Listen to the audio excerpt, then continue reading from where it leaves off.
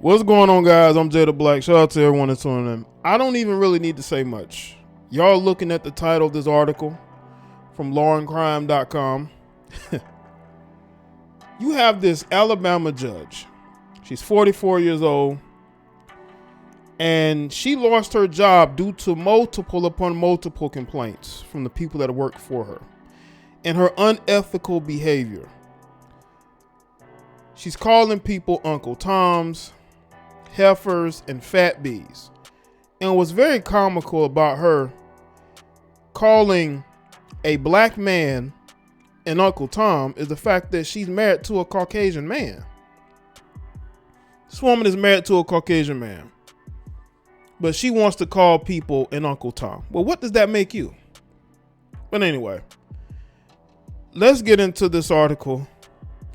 And we're gonna get to the details. We're gonna get to the grimy details of a grimy person that deserved to lose their job. We can't have erratic people in positions of power in the government, in law. This woman was a judge. This woman tried to sabotage her own cases, who mistreated her own employees. This woman has no boundaries. And she should not be anybody's judge. Not only that, she is on medication. This is somebody, once again, that should not be on anybody's bench. We need to call out people like this. They love to prop up these women, especially these melanated women, when they get into these positions of power. But what about when they abuse their power? There was a story, I believe, in Texas, of a female judge doing very unethical things, getting herself, I believe, not only did she get kicked off the bench, I believe she got arrested. But let's get into this article. An elected judge was removed from the bench in Alabama by the state's Judicial Oversight Authority late last week over a series of unprofessional comments and other unbecoming actions. Recently, former Judge Nikita Blockton of Jefferson County, Alabama, was relieved of her duties in order to pay the costs of the proceedings that eventually ousted her from the court. So she got fired, and they gave her the bill. According to a December 10th special court order that resulted from a May complaint that was filed by the Yellowhammer State's Judicial Inquiry Commission, noting a pattern and practice of making inappropriate comments. The 9 judges on the panel highlighted instances in which Blockton referred to one judge as an Uncle Tom and called another judge a fat bee and called an employee who worked for her a heifer. Some of the former judges' comments, the panel said, actually constitute a pattern of abuse directed towards her staff, attorneys who appeared before her, and litigants in her courtroom. The heifer remark was cited again in this context, and report says she also belittled another employee without going into details. And then, faced with the prospect of discipline over her behavior, Blockton apparently attempted to cover it up, albeit unsuccessfully. Judge Blockton also ordered employees to allow her to see their private cell phones so the information that might be relevant to the commission's investigation could be deleted. Y'all see what I'm saying here? Abuse of power.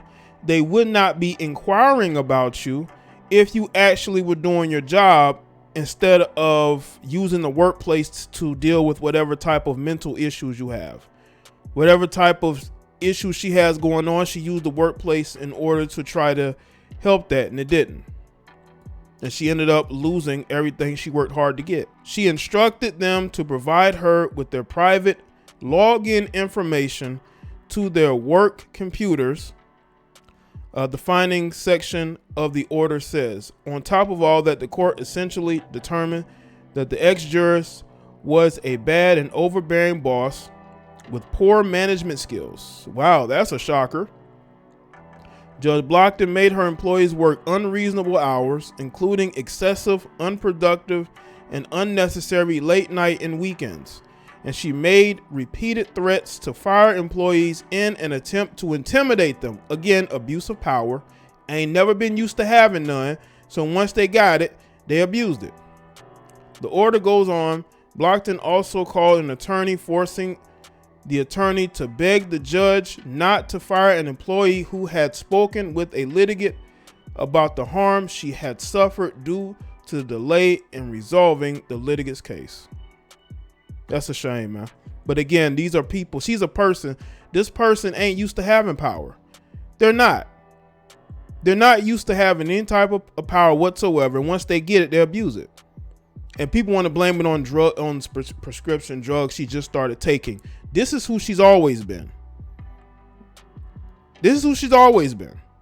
Can't blame it on the medication. This is who she is. Because if medication is impairing her critical thinking skills, she don't need to be on she doesn't need to be presiding over any cases. She needs to be off the bench. She's incompetent. Despite the time she said to have had spent at the office, Blockton apparently failed to promptly dispose of many cases assigned to her, even though she spent a substantial amount of time there with the staff. So she was basically there not doing much. So why was she there? Judge Blockton is unable to effectively remedy her backlog of cases, the order went on. The two judges were specifically pointed out to handle Judge Blockton's backlog. Then there was what the court called the dishonesty and deception. This behavior included Judge Blockton's use of Facebook aliases to communicate directly with litigants and provide information to litigants in cases, asking potential witnesses to delete evidence relevant to the commission's investigation, and attempting to influence the testimony of witnesses or potential witnesses in this manner, the 9 judges unanimously determined. So this woman was all around just dirty, man. In sum, the court found Blockton violated 8 separate canons of judicial ethics, rules promulgated for and by judges in the state. The disgraced adjudicator is now reportedly mulling her options. We were trying to keep her on the bench, and we were disappointed they removed her from the bench, Blockton's defense attorney, Emery Anthony, told Above the Law. Well, again, this is a situation she created for herself.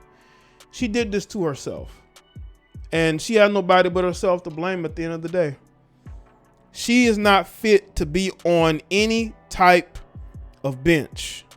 Trying to get her back on the bench is not going to work. She needs to go under a psychiatric evaluation before they even think about seeing if she's ready. But all the grimy things that she did to try to make this case go away, this inquiry of her, that type of person should not be allowed on a bench anytime soon, or if ever. I think they are right to let her go. You can't have people like this presiding over cases. She did this to herself. She had nobody but herself to blame. She's disrespectful to other colleagues. She's disrespectful to her employees. She's trying to influence people, making Facebook aliases. I mean, the depths that this woman will go through. Like, what else would she do to, you know? Like, I mean, it's just, this makes a lot of black female judges look bad, because this is the second time this thing has happened with, I believe, a melanated judge. Could be wrong. I think that case involved a melanated woman. Y'all could correct me if I'm wrong.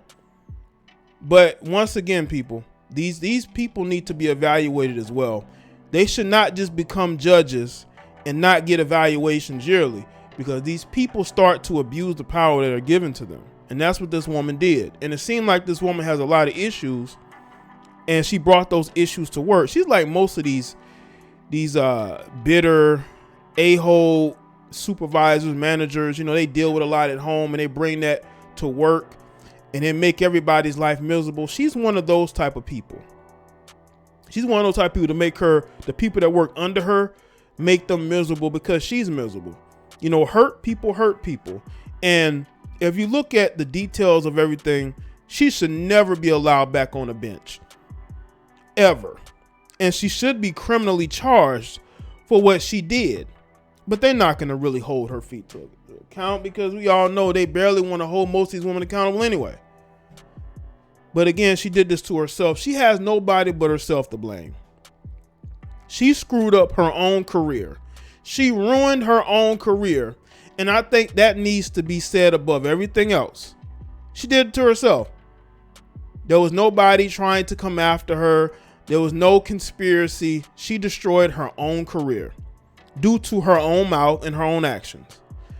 So let me say in the comment section below, let me know your thoughts. Make sure you like this video and share it.